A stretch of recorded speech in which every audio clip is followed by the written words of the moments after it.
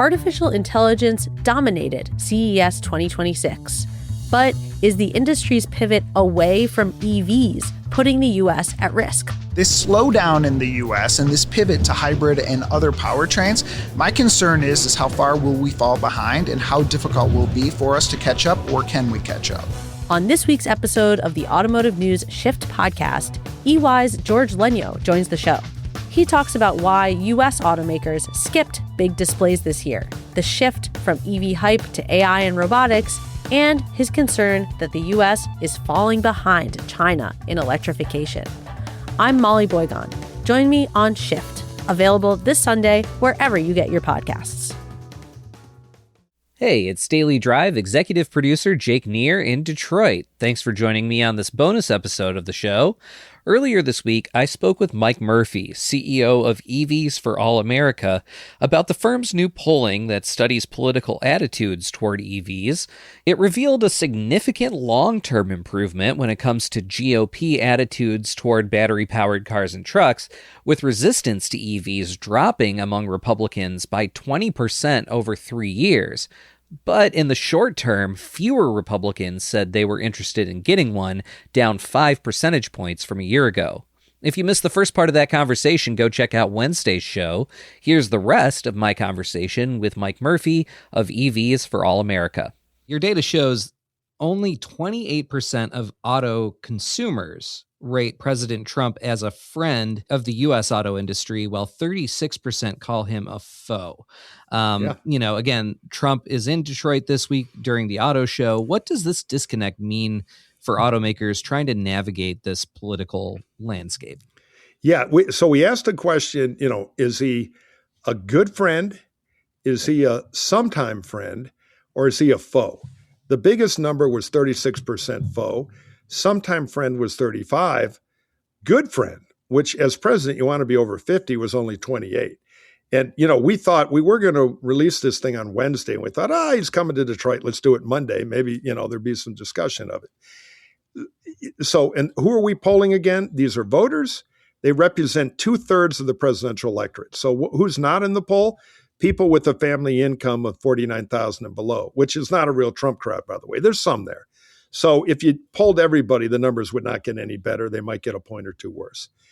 So between tariffs and, the EV constituency among people who say they're, thinking about possibly or in the future would get an EV, Trump's numbers are terrible because they know he's the enemy. He's got a problem. Trump has been elected in the past with the idea of, he behaves badly. He's kind of a loudmouth, but he's not part of that Washington back-scratching establishment, and he knows how to run the economy.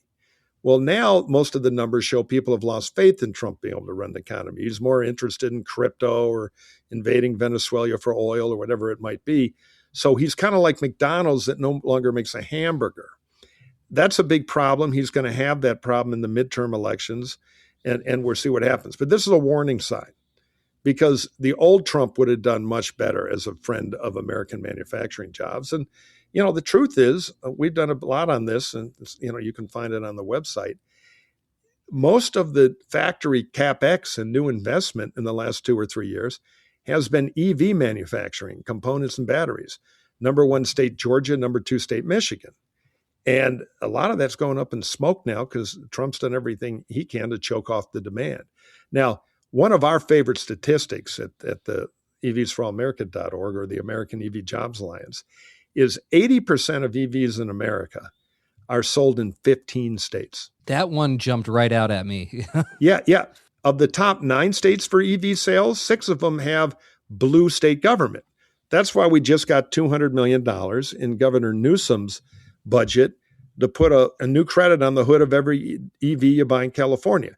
The difference is, which I think is good for the taxpayers, it's a conquest credit, first-time EV buyers only. So if you're going back for your 4th EV, sorry, no money for you, no soup for you. But if you're a first-time buyer, because the whole idea is to convert people. If you go from an ICE car to an EV, we know you're 80% likely to stay. So this means we're going to be able to cut about 100,000 checks of $2,000 and maybe match industry incentives for another $2,000 for new and used EVs in California, where the word of mouth, even among Republicans on EVs, is highest because we 1 out of 4, we're selling a lot of EVs here. So I think of the top 15 EV states, 80% of the market, there are 4 or 5 others that have blue government and may follow them. We're even talking to Michigan. Michigan has a pro-EV governor. Occasionally she's off a line a little bit because UAW leadership's a little too loud in her ear, in my opinion. Never forget about the UAW. The people who run it politically are the older members who've been there forever and care about 5 more years of good money and I'm out of here.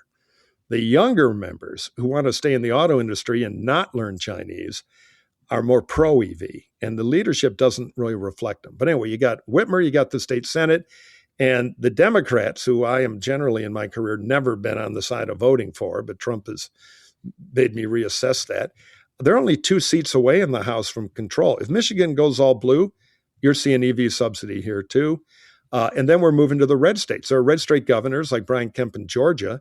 Wow, I've got an $8 billion Rivian plant coming in. I got a huge Hyundai plant. I got battery plants. The best thing to happen to Georgia since the cotton gin. I got to be on the wrong side of this? I don't think so. The red Republican MAGA governors of Georgia, Alabama, and Mississippi, all of whom have auto plants. Mercedes in Alabama, a whole bunch of stuff in Mississippi. They've created a pact with their state universities to industrialize battery production. It's run by a Honda guy out of Marysville. Because they want to make batteries here. They're not trying to find the new chemistry. They're leaving that to the, Kurt Kelty's of the world at GM. But they're looking at how do we do the supply chain to manufacture it here, not to catch up with the Chinese, but to leapfrog them. And it's worth a little Googling. It's a fascinating auto industry thing that I think Detroit people in that business will be interested in. So we're fighting back, and even some red state governors are involved. So the politics are shifting. The problem is thawing, but we need President Trump to see the light a little, and we need people to buy EVs. Mike Murphy is founder and CEO of EVsForAllAmerica.org. And also, if you want to hear some more political punditry from Mike, you can check out the Hacks on Tap podcast, one of my favorites. Mike, thank you so much for joining us again on Daily Drive. Always a hoot, Jake, and I encourage everybody to go online. We have 70 slides of fun data. You're going to get into it if you're in the auto industry. Thanks for listening to this bonus episode of Daily Drive. We're off on Monday for the MLK Day holiday here in the U.S. Come back on Tuesday for a brand new full episode of the show.